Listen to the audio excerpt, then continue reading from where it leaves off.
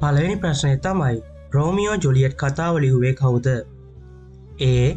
ඩිකන්ස්, B. Shakespeare, C. Mark Twain, D. George Orwell. හරි, දැන් උත්තර දෙන්න.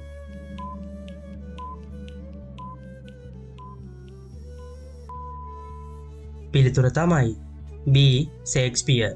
හරි, එහෙනම් අද දවසේ දෙවන ප්‍රශ්නයට යමු. අද දවසේ දෙවන ප්‍රශ්නය තමයි ශ්‍රී ලංකාවේ ජාතියේ පියා ලෙස හඳුන්වන්නේ කවුද?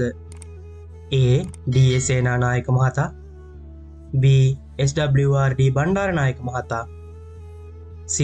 J.R. ජයවර්ධන මහතා, D. ඩඩ්ලි සේනානායක මහතා. හරි, දැන් උත්තර දෙන්න.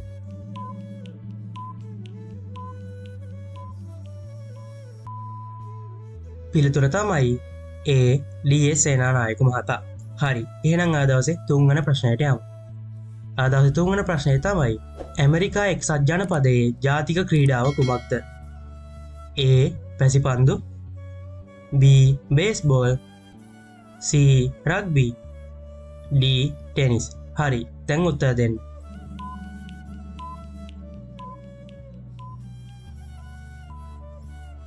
පිළිතුර තමයි B. බේස්බෝල්. හරි, මං හිතනවා මේ දක්වා ප්‍රශ්න තුනම හරි ඇති කියලා ඔයාලගේ. එහෙනම් අද දවසේ ඔයාලට ඉතුරු කරන ප්‍රශ්නයට යමු. අද දවසේ ප්‍රශ්නය තමයි ලෝකයේ ඉහළම සාක්ෂරතා අනුපාතය ඇති රට වන්නේ? A. ඉන්දියාව, B. පිල්ලන්තය, C. දකුණු අප්‍රිකාව, D. ජර්මනිය. හරි, ඔයාලා හිතන්නේ මොකක්ද උත්තරේ කියලා? උත්තරේ දන්නා නම් කමෙන්ට් එකක් දාන්න. ඒ වගේම ඔයාලා ගත්ත ලකුණු ප්‍රමාණයත් කමෙන්ට් කරගන්න අමතක කරන්න. හරි, ඔයාලා හිතන්නේ මොකක්ද උත්තරේ කියලා? උත්තරේ දන්නා නම් කමෙන්ට් එකක් දාන්න. ඒ වගේම ඔයාලා ගත්ත ලකුණු ප්‍රමාණයත් කමෙන්ට් කරගන්න අමතක කරන්න. හරි, තාමත් ඔයාලා අපේ YouTube channel එක subscribe කරලා නැත්නම් අදම subscribe කරන්න. මේ වගේ තවත් වීඩියෝ බලන්න. හරි, එහෙනම් තවත් වීඩියෝ එකකින් හමු වෙන බලාපොරොත්තු වෙන්න. අදට සමු කරන්න. සුබ දවසක්.